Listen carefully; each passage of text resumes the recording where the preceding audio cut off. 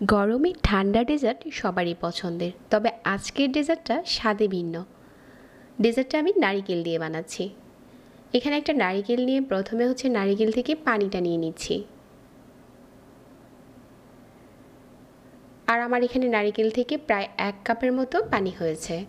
পানিটা অবশ্যই একটু মেপে নিতে চেষ্টা করবেন।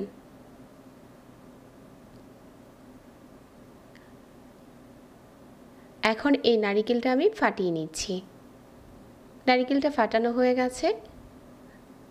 আপনি নারিকেলটা যে কোনোভাবে কুড়িয়ে নিতে পারেন। তো আমি এরকম ছোট একটা কুড়ুনি দিয়ে নারিকেলটা কুড়িয়ে নিচ্ছি। আর এরকম লম্বা লম্বা স্লাইস হয়েছে। এভাবে করে নারিকেলটা কুড়িয়ে নেওয়ার পর এই নারিকেলটা এখন একটা সাইডে রেখে দিচ্ছি। এখান থেকে আমরা কিছু নারিকেলের মিল্ক বানিয়ে নেব। এখন চুলায় একটা প্যান বসিয়ে নিয়ে নিচ্ছি 1 কাপ নারিকেলের মিল্ক। তারপর দিয়ে দিচ্ছি এখানে 2 চা চামচ আগার আগার পাউডার, 2 টেবিল চামচ দিয়ে দিচ্ছি চিনি। সব কিছু একসাথে নেড়েচেড়ে মিশিয়ে ভালো করে জাল করে নিচ্ছি যতক্ষণে মিশ্রণটা কিছুটা ঘন হয়ে যাচ্ছে। তারপর একটা কাচের বাটিতে ঢেলে নিচ্ছি। আর এটা ফ্যানের বাতাসে রেখে দিলেই দেখা যাবে যে জমতে শুরু করেছে। জমার পর এটা কিউব করে কেটে নেব। নারিকেলের মিল্ক দিয়ে যদি আপনি এই জেলুগুলো বানান, খেতে দারুণ টেস্টি হয়। আপনারা চাইলে কিন্তু এই ডেজার্টে কালারফুল জেলুও নিতে পারেন, তবে স্বাস্থ্যকর উপায়ে বানাতে চাইলে এভাবে করে নারিকেলের মিল্ক দিয়ে বানাতে চেষ্টা করবেন। ডেজার্টের জন্য এখন আমাদের জেলুগুলো রেডি হয়ে গেছে। আর এটা কেটে একটা সাইডে রেখে দিচ্ছি। আমি এরকম কিউব করে কেটে নিয়েছি। আরও একটা পাত্রে পর্যাপ্ত পরিমাণের পানি ফুটিয়ে এখানে 1/2 কাপের মতো দিয়ে দিচ্ছি সাবুদানা আর দিয়ে দিচ্ছি কিছু নুডলস। এগুলো একসাথে করে সিদ্ধ করে নিচ্ছি।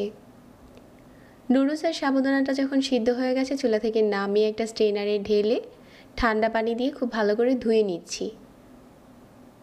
এখন ডেজার্ট বানানোর জন্য আমি যেই নারিকেলের দুধ দিয়ে জেলুগুলো বানিয়েছিলাম এগুলো দিয়ে দিচ্ছি একটা বাটিতে। আর নুডলস আর সাবুদানা যে সিদ্ধ করে রেখেছিলাম এগুলো দিয়ে দিচ্ছি। আর দিয়ে দিচ্ছি আরও 1 কাপ নারিকেলের দুধ। এখন সব কিছু একসাথে করে নেড়েচেড়ে মিশিয়ে নিচ্ছি। আর সাথে দিয়ে দিচ্ছি কিছু ফ্রেশ কোরানো নারিকেল। এটা দেওয়ার কারণেই কিন্তু খেতে বেশি টেস্টি হয়। নারিকেল দিয়ে যদি এই ডেজার্টটা কখনও না বানিয়ে থাকেন, একবার হলেও বানাতে পারেন। এখন দেখতে ঠিক এরকম হয়েছে। ঘনত্বটা আপনার পছন্দ মতো, আপনি চাইলে আরও পাতলা করে বানাতে পারেন। আমি আজকে ঠিক এরকম করেই বানিয়েছি। এখন উপরে কিছু কিশমিশ আর বাদাম কুচি দিয়ে পরিবেশন করে নিচ্ছি। যারা কখনও নারিকেল দিয়ে এভাবে করে ডেজার্ট বানাননি, চাইলে একবার হলেও বানিয়ে দেখতে পারেন। এই ডেজার্টটা আমার কাছে অনেক টেস্টি মনে হয়েছে। যারা এতক্ষণ সাথে ছিলেন সবাইকে অনেক অনেক ধন্যবাদ জানাচ্ছি। যাদের কাছে এরকম প্রতিনিয়ত নতুন রেসিপি ভালো লাগে, চাইলে পেজ ফলো করে রাখবেন, সেই সাথে চ্যানেল সাবস্ক্রাইব করবেন। আজকে এখানেই বিদায় নিচ্ছি। আল্লাহ হাফেজ।